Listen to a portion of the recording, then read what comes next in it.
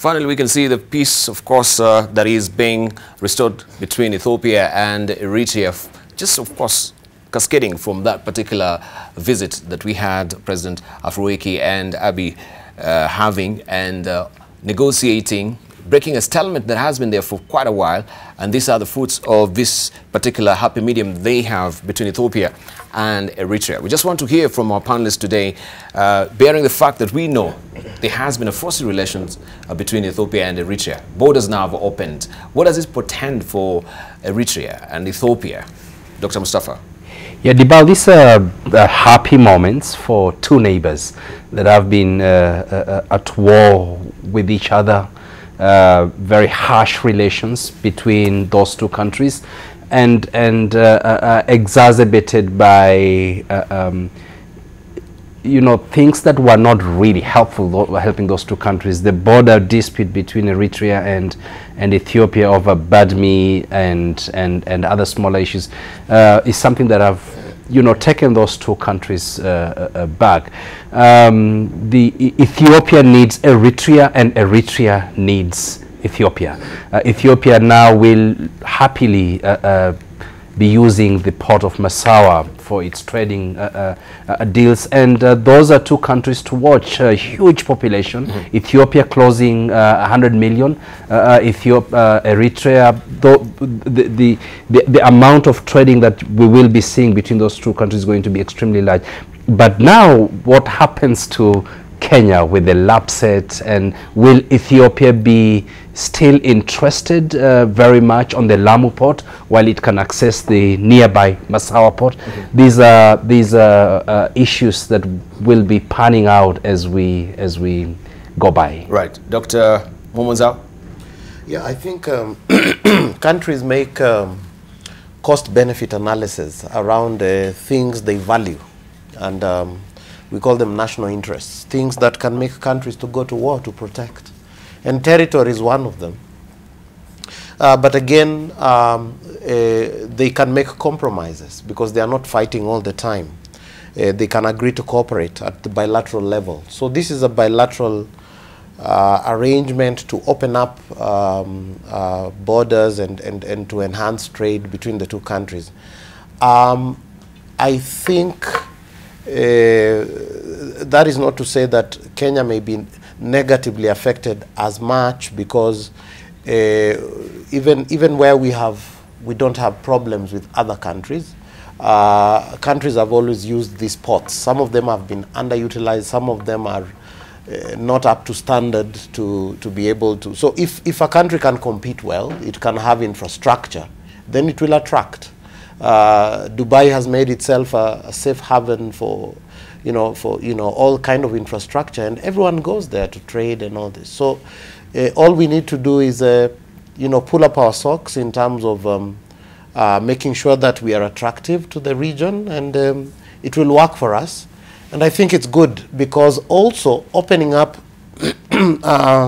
Eritrea, which has been for a long time a closed system, is going also to benefit the region, and that is also a good thing for the regional countries and so on, because we've had a lot of things that IGAD would have wanted to do. In fact, Ethiopia and Eritrea themselves accusing each other over things that have been going on even in Somalia and in the region. So that thawing of those relations and things warming up is a good thing for our regional efforts at the diplomacy of conflict management in the region. All right. Let's hear from Dr. Hassan Kneje. First of all, I would like to say Happy New Year to our Ethiopian brothers and sisters. I think it must have been a very good Happy New Year, especially with normalization and opening of the border at the Salambesa region. Of course, which also coincided with a Happy New Year for Muslim brothers and sisters at the same time. This is using the Julian calendar, yes. Right? For the benefit of our viewers who are wondering Happy New Year. Yeah, they must be wondering, what is going on here. Yes. This marks, I think, it's just the beginning of the end of the Horn of Africa's Cold War that lasted for 20 years. And I say it's Cold War because the conflict between Eritrea and Ethiopia had other consequences for the region in terms of supporting rebel movements, subversive elements, you know, that fought each other's countries, and even their involvement supporting opposing sides in Somalia. And so this is good news. But of course, when it comes to the relationship, especially with Djibouti, between Ethiopia and Djibouti, yes, economically it may affect Djibouti in some way, in part because Ethiopia has invested heavily and has been transporting their goods and services through, I think to a tune, accounts for about $1.5 billion that goes to Djibouti every year. And so of course there's going to be a change in that. But the good news for me as someone from the larger Eastern Africa is this is going to force Eritrea to change some of its behaviors, not just in supporting some elements, for instance, within Somalia that might be playing a negative role, but they announced the end of forced conscription that has forced a lot of young men and women from Eritrea to go to Europe and other parts of the world. I think in the last decade or so, you've seen Eritrean athletes, whenever they go outside, they don't want to come back, including almost the entire football team when last time they were in Kenya, and they decided they didn't want to go back home. So this is good news for the region. Now, as my colleague just pointed out, some of these things IGAD has been trying to help, but of course, these countries are also part of the equation. Now, the fundamental role that Dr. Abiy Ahmed, the Prime Minister of Ethiopia, has been playing single-handedly is huge. And as a leader in this region, I think there are certain things Kenya should learn from what Dr. Abiy Ahmed is doing. We've always looked at ourselves, and in so many aspects, we're the big brother in this country, except now that one of our younger brothers seems to be growing a lot bigger than us. I think we should also try to play a more active role in ensuring that diplomatic engagements continue, but also in dominating the political space within the region, frankly. It's in our interest to do that. All right. Of course, this is bearing fruit. They opened also their embassies in Eritrea, opened their embassies in Ethiopia, and Ethiopia has done the same as well. So that particular agreement, the truce they signed, seems to be working. Let's hear from Lucy Korea. Well, I think let me begin by saying Melikami Adisi Ameti, 2001. Which That's is, Amharic. Yes. I didn't know you know Amharic as well.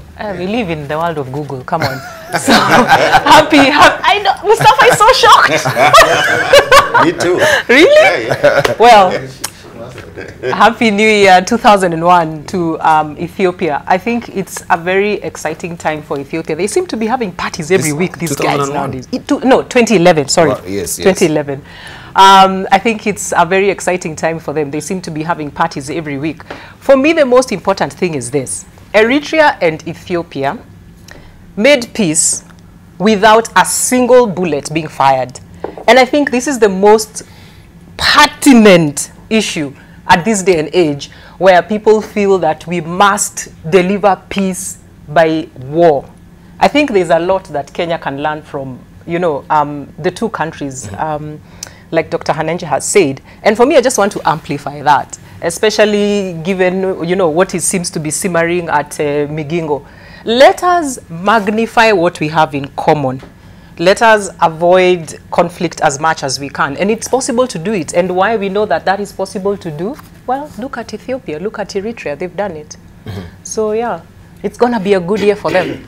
It's going to be a good year. Right, let's hear from, maybe now they need to reconfigure their foreign policy. Ethiopia and Eritrea. Yes. Yeah, you can tell us from a policy perspective, the foreign policy, what does it portend? Global, every single year, if you take the continent of Africa as a whole, look at the gross GDP of every country, there is a huge proportion of that resource which is going toward armament and unnecessary war. War that don't have any resemblance of any rationale why they go to war. This was one country. They have lived together for many years. They have similar culture in many ways, and all of a sudden war broke, and the two countries have fought, and a lot of people have been killed. A lot of young people have taken their life crossing the Mediterranean and going to the Middle East, living in some really scary way. And so Prime Minister Abiy amplify what all African leaders ought to do. He's taken a bold step to say enough is enough. We are going to live peacefully and we are going to trade with each other. And congratulations to Prime Minister Abiy, and the rest of African leaders need to take a note of this so that we can turn this continent around. There is this aspect that we were talking about, the generation exit, that I think has been part of this discussion for a longest time, a coinage that came from Dr. Peter Biara-Jack as well. And we can see the generation exit, talking about, you know, the old coots, so to speak, who have been hanging on to power, even if it means hanging by the fingernails, they're still there with old mentality. But we have young, fresh, you know, blood coming to fore with new thoughts, new paradigms, like what Dr. Abiy is doing. Is this what should be, or maybe the prime solution for Africa right now? People who have a clear perspective of what they really need, and they don't really have baggage about history and, you know, fault lines, affiliation, tribal lines as well, death. Dr. Mustafa. Yeah, clearly, Dibal, fresh blood is required to be infused into the leadership of most African countries. And by fresh blood, we don't mean necessarily young people. It could be anyone. The ideas are what matter. It's very clear from the fresh blood that we are seeing in Ethiopia in the name of Dr. Not Dr. Biara-Jack, Dr. Abiy Ahmed.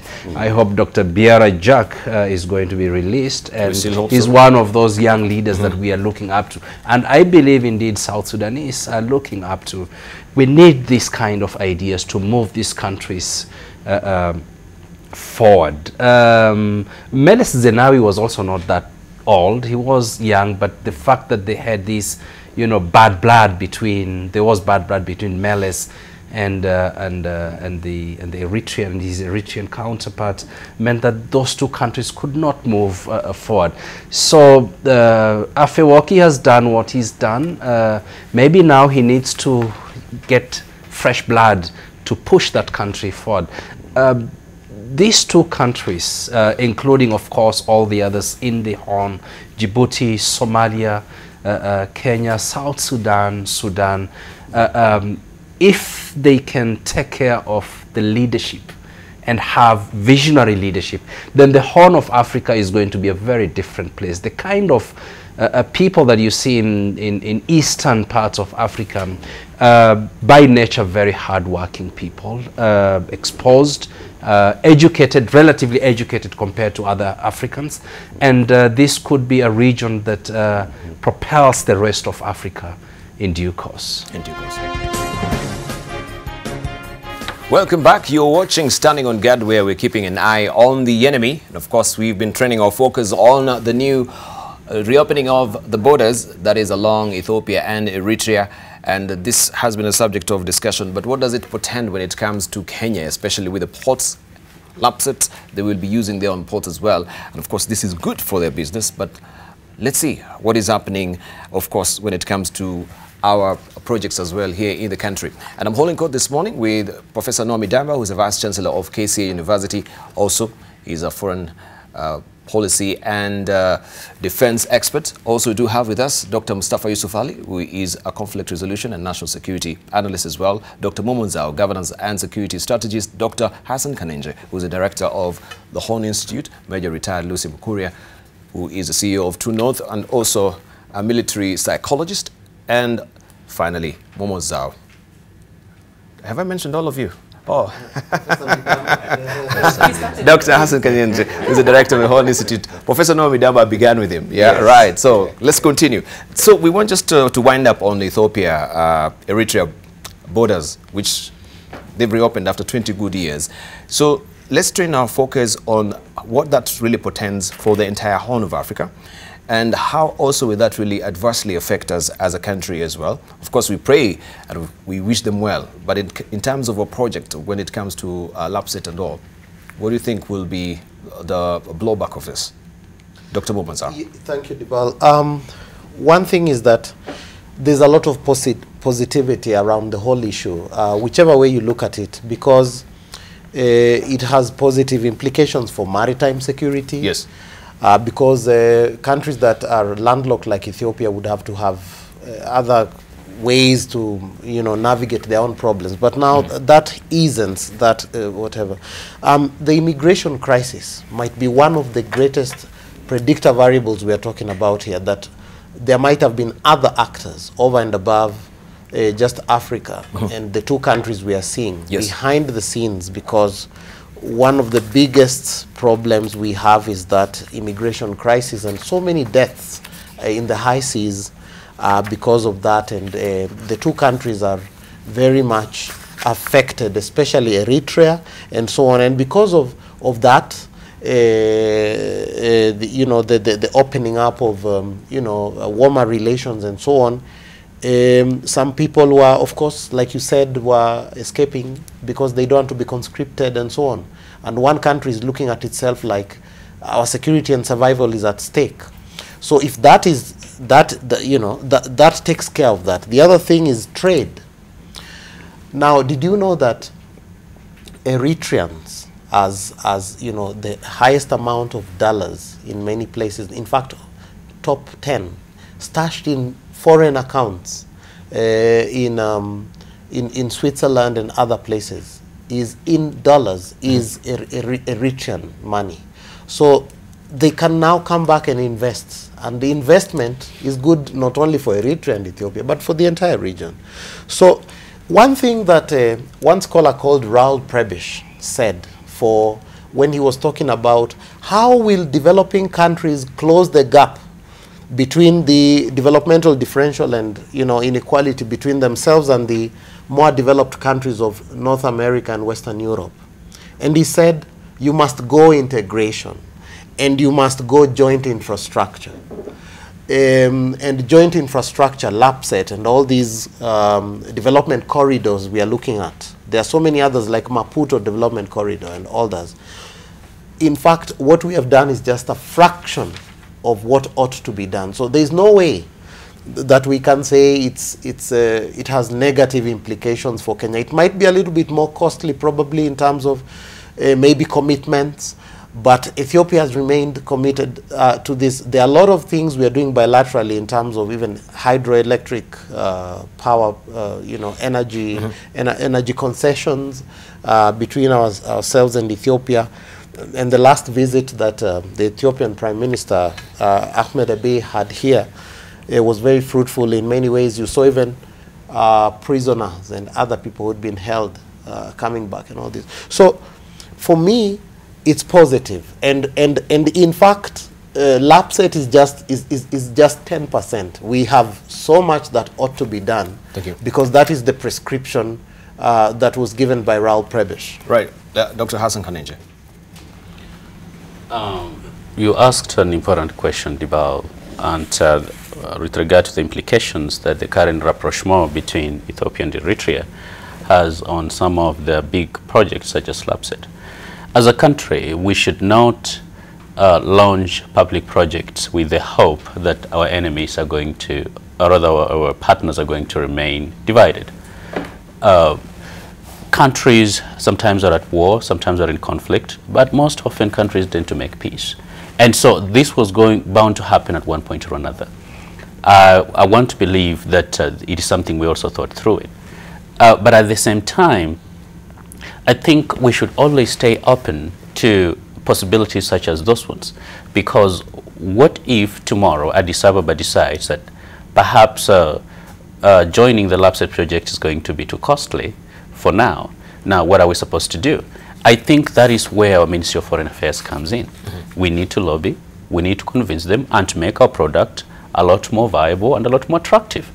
We've had countries, including ourselves, we've been persuaded by Western powers and some other countries, even in Asia, to get into something that was actually massively expensive, but because of the level of the type of diplomacy that was conducted, yes, especially convincing us to buy into it, you know, we finding ourselves into it. And so as government, we should also become a lot more proactive and aggressive in actually marketing the kind of projects that are for national good. Now LAPSSET is a transformational project. It is not just one thing. It's a $25–30 billion investment. It's something that can actually change the face of the country.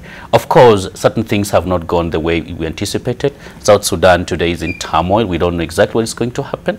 But because it is critical for us to succeed, I think we should remain focused. We should remain aggressive in ensuring now, if Ethiopia has an alternative, how can we make this more attractive? If South Sudan is in turmoil and it's stalling some more projects, how can we help them fix their problem so we can actually get our agenda on track? But I don't think we should shy away from it just because people are making peace or making war. Okay. Mr. Mukuria, briefly. I just want to co-sign what every of my colleagues has said.